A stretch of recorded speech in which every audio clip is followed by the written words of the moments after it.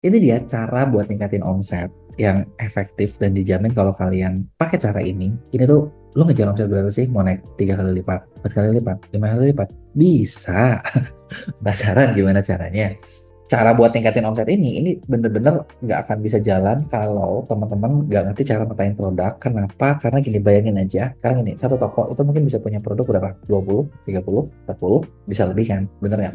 Sekarang, kalau misalnya kita fokus semua daya kita, semua upaya kita ngiklan, kita ngapain semuanya ke semua produk dan teman-teman pengen penjualannya rata. Jadi kayak satu kejual 100 semua harus 100 gitu, satu kejual 1000 semua harus 1000, itu teman-teman bakal stres, teman-teman bakal pusing gitu kan, dan itu hampir tidak mungkin dilakukan. Yang bisa dilakukan cuma satu, kita fokus ke bagian yang tepat. Malah sebenarnya kalau teman-teman baca nih banyak buku-buku bisnis, buku-buku produktivitas, mereka bakal selalu ngebahas tentang fokus di strength point gitu, jadi fokus di apa yang menghasilkan gitu. Malah gini, ada satu teori, ada yang namanya hukum Pareto. Hukum Pareto itu dari ahli ekonomi Italia gitu, yang dimana dia ngomong ternyata 80% hasil didatangkan dari 20% upaya. Bahkan gini, sebenarnya kalau misalnya kita lihat lagi ya, di banyak tempat 80%, contoh gini, 80%, 80 ini, contoh gini, kita punya orang 100 orang, dari 100 orang ya, yang benar-benar produktif itu cuma 20%. 20% itu menghasilkan 80%. Sedangkan 80% yang rata-rata menghasilkan 20%. Jadi kayak, 20% gunanya apa?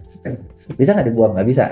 Tapi memang mereka harus ada, tapi kita harus fokus ke yang 20%. Nah, sekarang gimana caranya gitu dalam kita milih produk? Nah, sebenarnya di Shopee itu kita bisa lihat, karena di Shopee itu kita bisa, apa ya namanya? Di Shopee itu enaknya kita bisa memetakan tentang produk kita, mana yang bagus, mana yang jelek. Jadi kita harus mencari mana sih 20% kita. Nah, cara nyarinya gimana? Simpel banget sebenarnya. Nah, ini sebelum kita metain, dengan pemetaan ini kita nanti bakal tahu kita harus ngapain. Ngapain ini gimana? Contoh gini, sekarang anggaplah teman-teman sekarang punya omset 100 juta, pengen jadi 200 juta. Gimana caranya? Ya sebenarnya cara paling gampang adalah fokus di 20% yang bisa ngasilin 100 juta lebih. Jadi kita harus tahu nih, 100 juta kita ini datangnya dari mana? 20%-nya apa?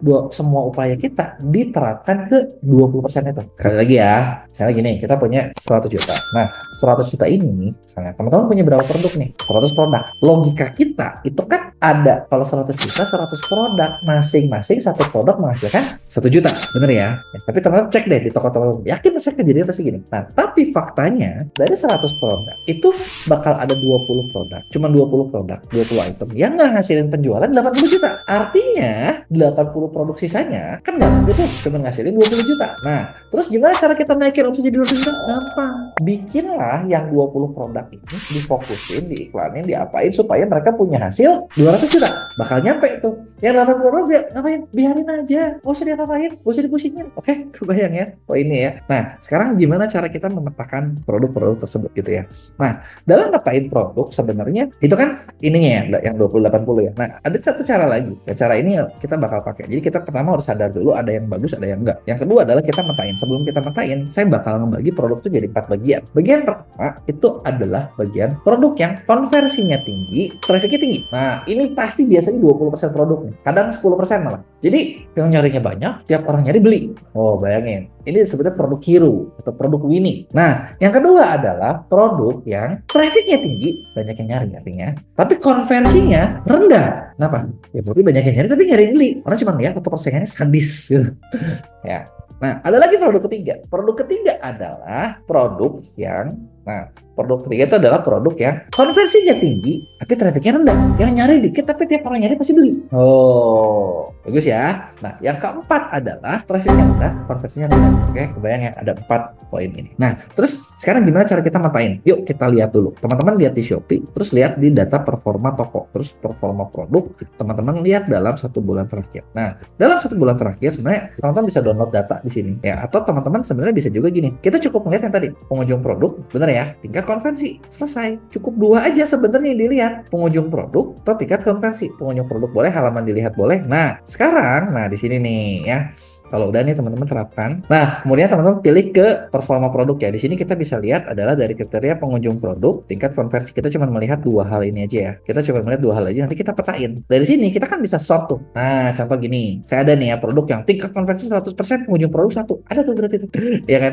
50% yang lihat 2, yang lihat 2 beli 1. berarti kan benar-benar tertarget gitu ya. Sebenarnya kalau yang kayak gini, kalau lihat kecil mungkin emang mereka pas nyari banget ya. Tapi yang sebenarnya bisa dilihat adalah patokannya adalah ketika mungkin kayak pengunjungnya di atas 100, di atas 200 itu bisa lebih valid. Nah, kemudian yang kedua kita lihat, kita rubah berdasarkan pengunjung produk. Nah, dari pengunjung produk nih ada nih 1.300 yang lihat, yang belinya 6,8. Ini masih lumayan tinggi. Nah, ini mungkin adalah produk-produk hero gitu loh. Terus ada lagi yang 500 pengunjung konversi 200. Di sini kan kita kelihatan ya, yang lihat 500 yang beli 2%. Yang ini yang lihat 1.300 yang ini 6,8. Berarti kan ini lebih hero ya, bener ya, dibandingin yang lain kan. Dari sini kita petain.